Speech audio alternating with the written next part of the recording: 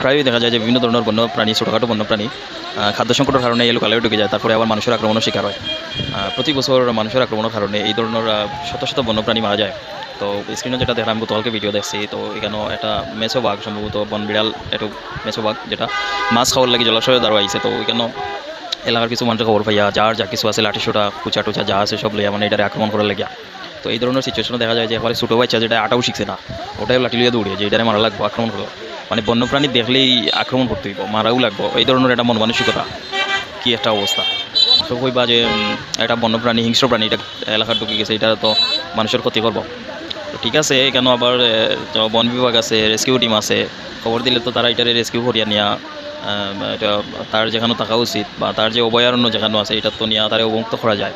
তো এটা হইলে তো বন্যপ্রাণীটাও বাঁচি যায়, আবার মানুষেরও ক্ষতি হয় না। তো এগুলো আসলে বিবেচনা করার সময় নাই, মানে এটারে পিটাইয়া মারিলেই তুইব।